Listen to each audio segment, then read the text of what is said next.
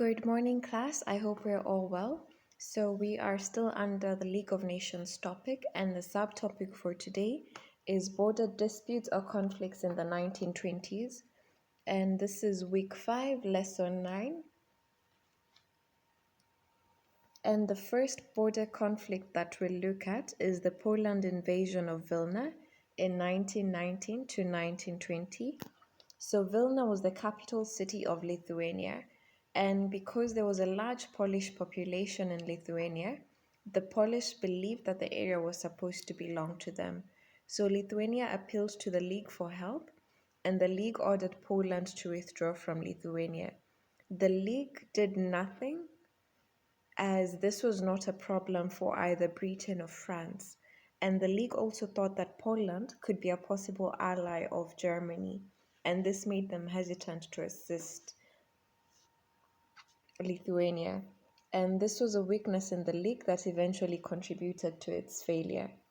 And if you look below that, there's a map that you can study. It shows us where Poland is, as well as Vilna, the city. It's a tiny dot, and Lithuania. Just take time and study that.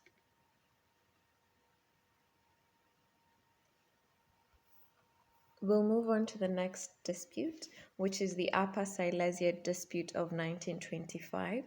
This was a border dispute between Germany and Poland over Upper Silesia region, which was an important industrial area. So both countries wanted control of the area, as there were a lot of German and Polish population living in the area. And they also wanted control of it because the area had a rich iron and steel industry. So the two countries appealed for the League's intervention, and in the end, the League oversaw a peaceful plebiscite vote, and it divided the region between both Germany and Poland, as the plebiscite showed that inhabitants of Upper Silesia in rural areas wanted to join Poland, and Upper Silesia inhabitants in the urban areas wanted to join Germany. So the territory of Upper Silesia was thus handed over accordingly, and this was one of the successes of the League of Nations. And if you scroll down, you'll actually see it's a map that shows us where Upper Silesia is, as well as Poland and Germany.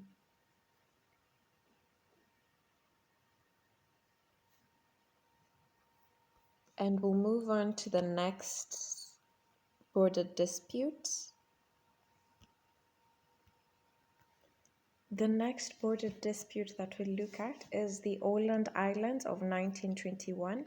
So this was a dispute between Finland and Sweden, as both wanted control over the Oland Islands. So both sides threatened to go to war, but after the League's intervention, which said that Oland Islands belonged to Finland, Sweden agreed to the League's judgment. However, the rights of Swedish minority that were dwelling there were to be protected, and this was another of the League's successes. And right below that, there's a map which shows us where Sweden is, where the Åland Islands are, as well as Finland. Please take a minute and please take your time and study the map. So we'll move on to the fourth border conflict, which was Corfu of 1923. So there was a border dispute between Greece and Italy after an Italian soldier, Tolini, and other Italian soldiers were murdered on the Greek side while mapping the border between Greece and Albania. So Mussolini, who was the dictator leader of Italy, demanded compensation from Greece, but later on he invaded the Greece island of Corfu. So Greece appealed to the League, and Mussolini was ordered to withdraw from the Greece island of Corfu, which would be under the League until the murderers of the Italian soldiers were found. So the League condemned Mussolini's actions, and Mussolini sought the intervention of the Council of Ambassadors, which comprised of representatives from Britain, France, Italy, and Japan. So the council's ruling changed, and it forced Greece to apologize and to pay compensation directly to Italy. Mussolini withdrew from Corfu and boasted of his victory. So this showed the League of Nations' weakness while dealing with great powers. And below that, we do have a map which shows us where the Corfu Island is, where Greece is as well, Albania, and just take a minute and study that.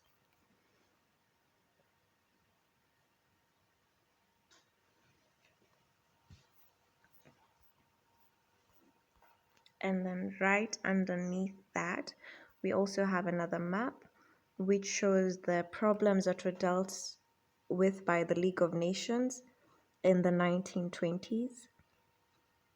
You can take a minute and go through that. So it shows us where the Oland Island disputes between Sweden and Finland between 1921, as well as the Upper Silesian settlement of 1921. There's also the Vilna, which was a Polish-Lithuanian dispute, and then there was also the Corfu crisis, and then there was also the prevention of war between Greece and Bulgaria in 1925.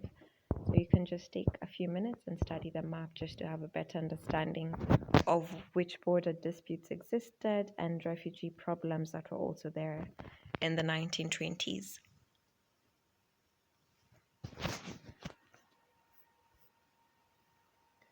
The fifth border conflict that we'll look at involves Bulgaria in 11th November 1925.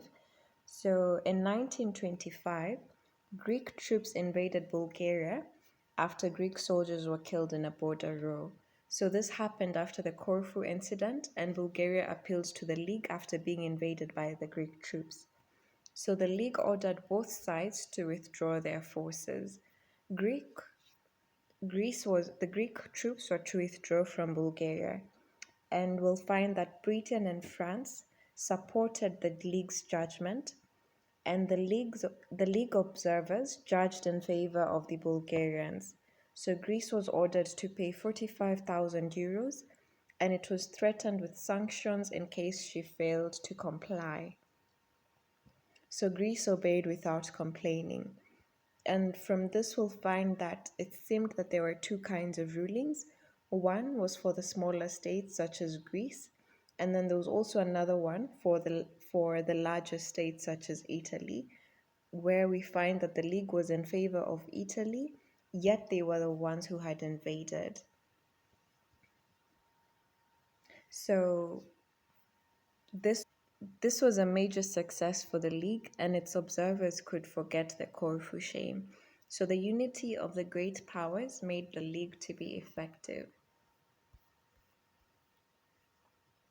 If you can just take a few minutes and study the next image.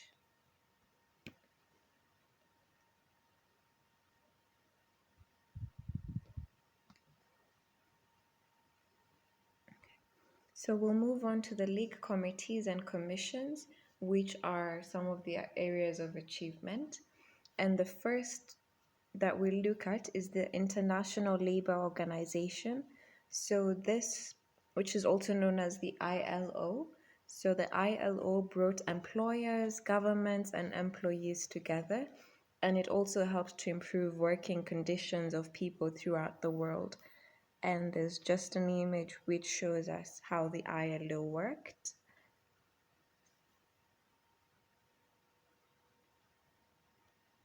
Then we'll move on to the next organization, which is the Refugee Organization, which was led by Nansen, who was a Norwegian explorer. So it helped to solve problems of many prisoners of war from Russia. And we'll find that almost 500,000 of them were settled back home. And in 1933, thousands of people were fleeing from the Nazi persecution. In 1933, thousands of people were fleeing from the Nazi persecution in Germany, and they were also helped. And Nansen also introduced a passport called the Nansen Passport, which enabled genuine refugees to travel easily across the borders, either to return home or to settle in new places. And we'll find that 400,000 prisoners were returned to their homelands by the League's agencies.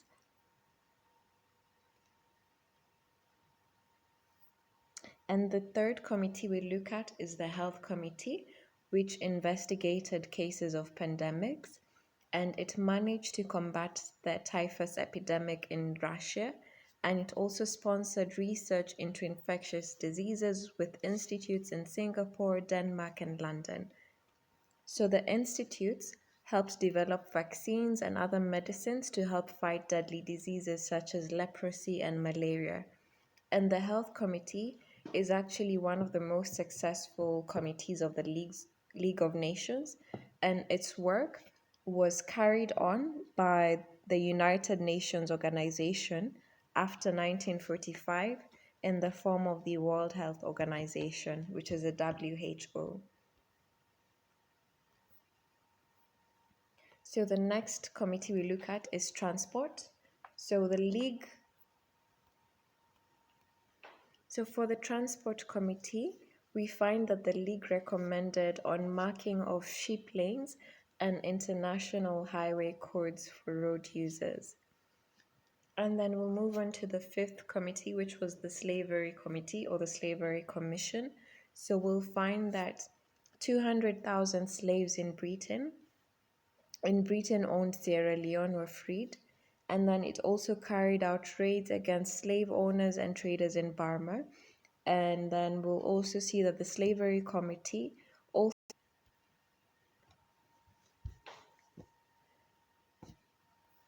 so the Slavery Committee also challenged the use of forced labor in the Slavery Committee also challenged the use of forced labor in building the Tanganyika Railway in Africa, where the death rate of African workers was at 50%. The League helped to bring this down to 4%. And the League also kept and provided information on problems such as drug trafficking, prostitution, and slavery. And below that, we have an image that you can take a few minutes to look at as well. Thank you all for your time.